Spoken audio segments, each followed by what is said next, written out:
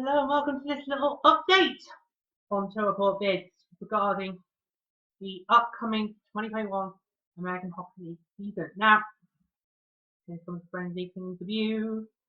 We didn't have to see you again so quick, did we? No, so busy. Right. As you may have noticed, if you check out my channel, we did a video called In or Out. If you haven't seen it, go and watch it back.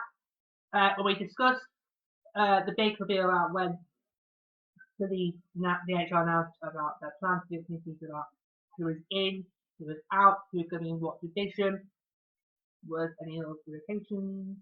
But of course, at the time of recording that show, we didn't have any idea of the schedule. We didn't know about the Cup.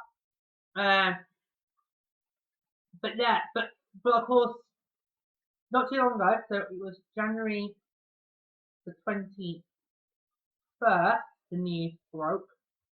So which is amazing news.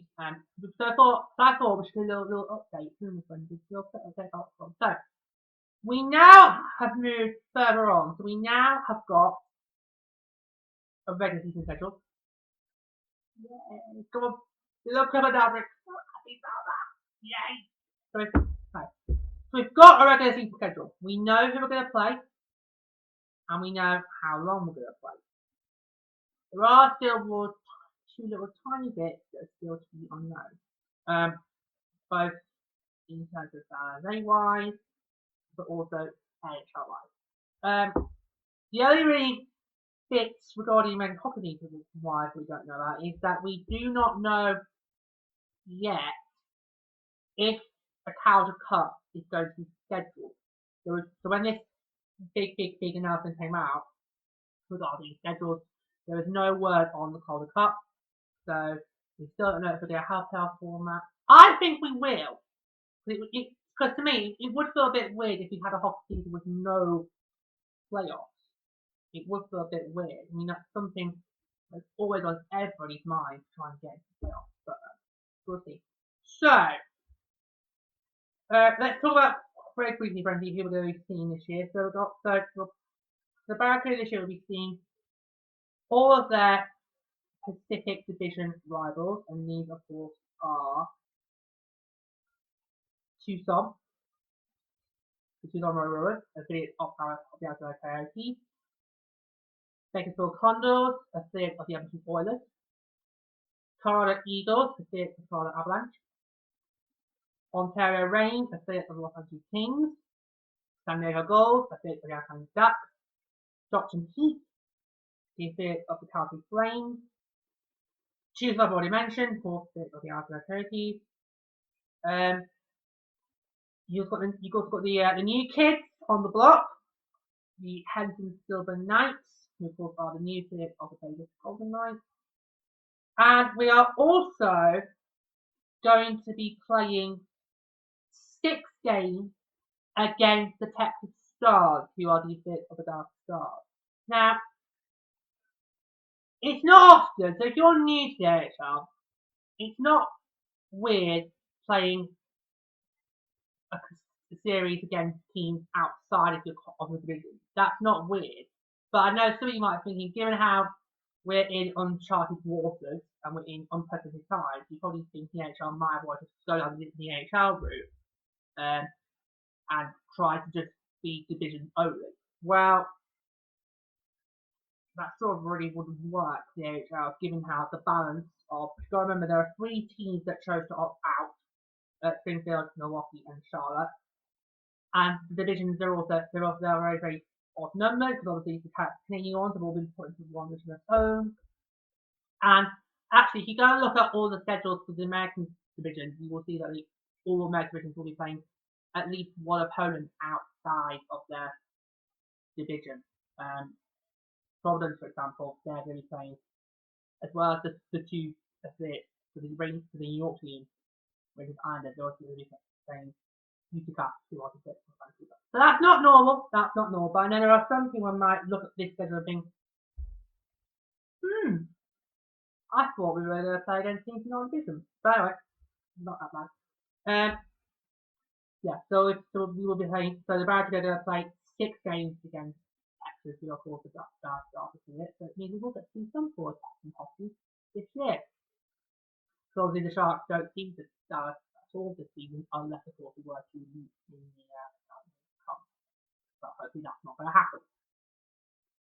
As we already mentioned, of course, the Reign and the Gulls were two teams in the AHL this season who are going to have to, well, they've been granted provisional relocation to assist with logistical charges that, of course, this virus has presented, and we've talked about previously. But now we're going to talk about our situation, because one thing that I don't think has been made very, very clear so far, the issue with obviously the fact that the Sharks can't be an SAP sender because obviously the guy has that ban on contact sport. But a lot of us have forgotten that it's not just the Sharks who play in SAP Centre. The Barracuda play there too. I mean, the Barracuda are due to get their own place. But since the Barracuda have been since the 2015-16 season, they have shared successfully with the Barracuda. So what really should have been in the back of a lot of our minds, and it has been in mind, is if whatever affects the Sharks is also going to affect the Barracuda. So if the Sharks can't get back to the SAP Centre, then it means the Barracuda can't get back in either. And whilst the National Hockey League has been a right pair of loops into whatever rude word you want there, I was tempted, and I was tempted there, but I won't. It's not worth it, and the one stage to go on. We just work the other time.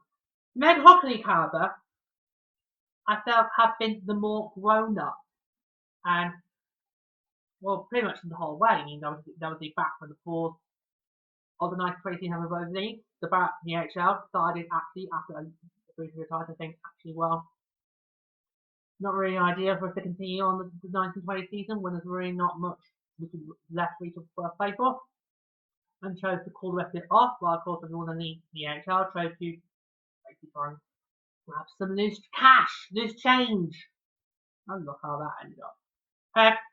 So I felt with hockey and COVID, the American Hockey League have been the more grown up, and even more grown up when obviously Brad Pearson got revealed.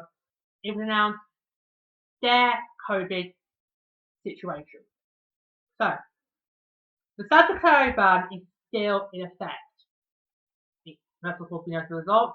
The Sharks, at the very least, are playing their first two home games, which is the first biggest block of the year, in the Coyote place in Glendale. Of course, we know the Sharks have been in training camp in Scottsdale, and of course the Barracuda, they've also been in Arizona to do their training camp. But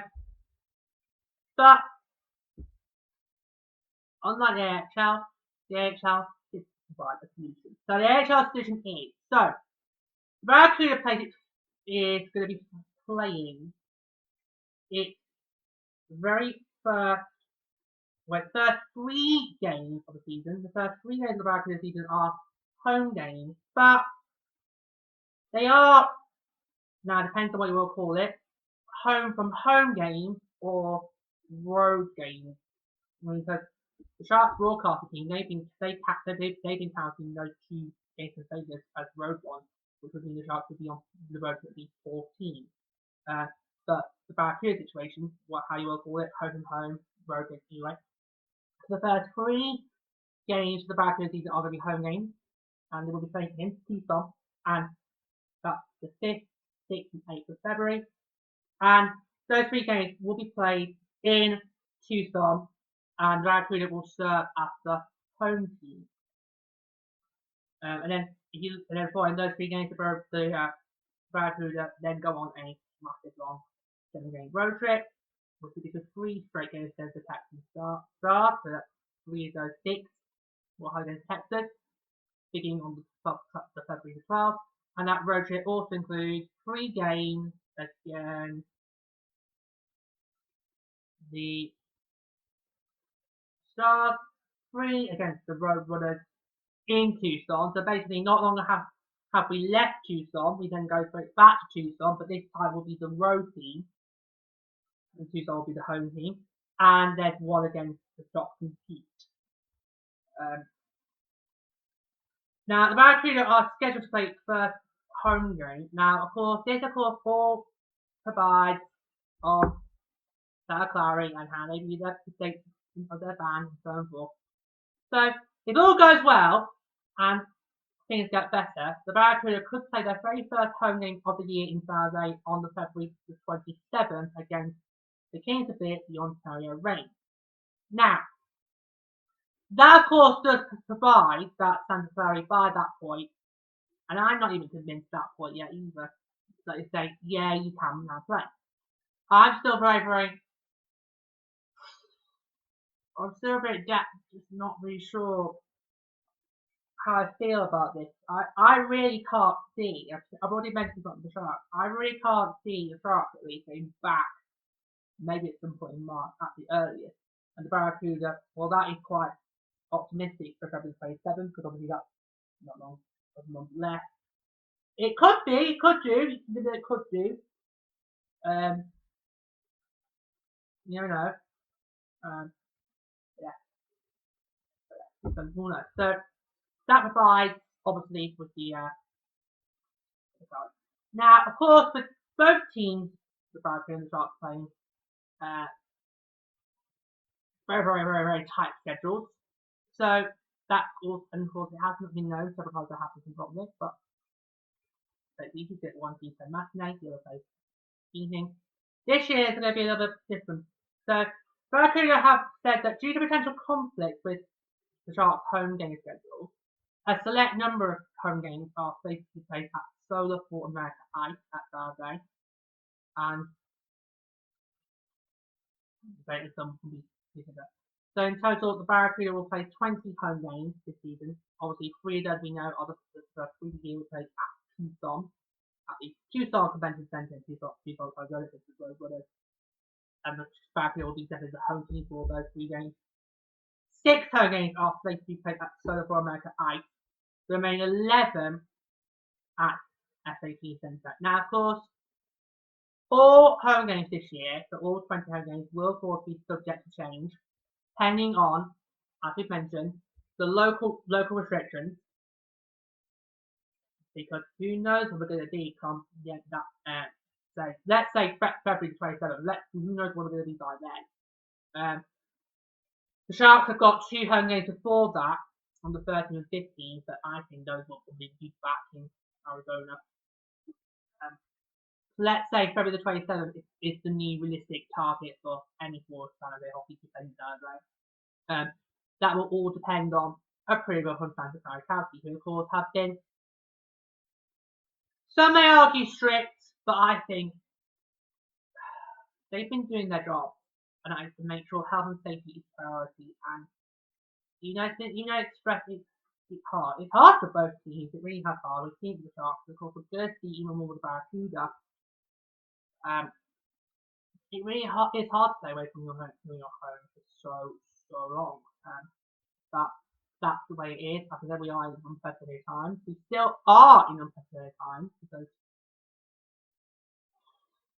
let's face it, virus got a mind of its own. It's still trying to cause problems even 1 year on. Yeah.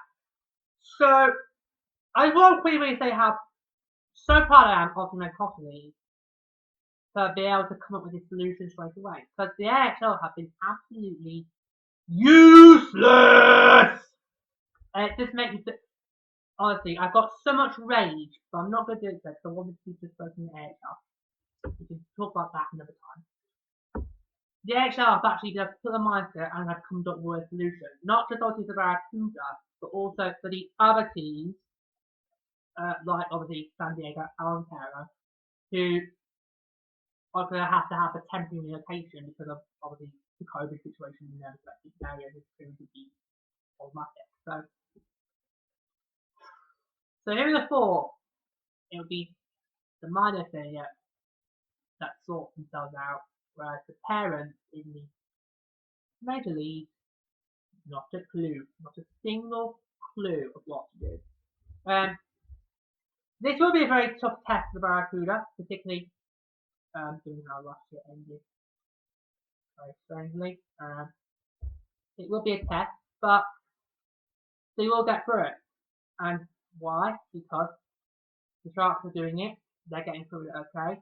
So that means the Barracuda will get through it too. At least the Barracuda have got a plan. Whereas for our Sharks, there is sadly no plan because we're basically being fed to the Lions.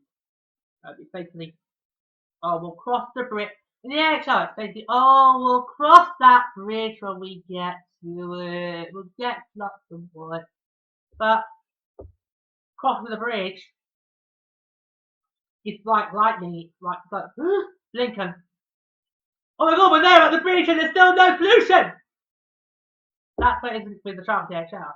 But in American League, you guys, I'm so proud of you guys to come up with a solution. You guys give us hope that not all American cities are useless and run by money-grubbing, power-making ego maniacs. Yeah. So, well done, everybody in the AHL. It's going to be a very interesting season for Barracuda, and it's going to be one we're not going to forget. But we will get through it. It's going to be alright, friends, in the end. Trust me. I think that with having text in there, because it was more favorite stuff about having text in there. I think having text in there is also going to help. It's a little breather away from the visual. It's going to be very hard on the visual all the time. Perfect, no technique right on here now. Yeah. So I think that's all for today. I just want to very quickly do like a little mini update. Not that just saying what's going on. Yeah. So thanks for watching.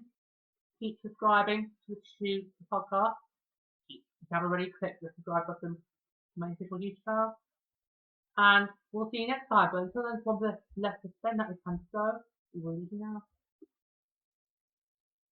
now.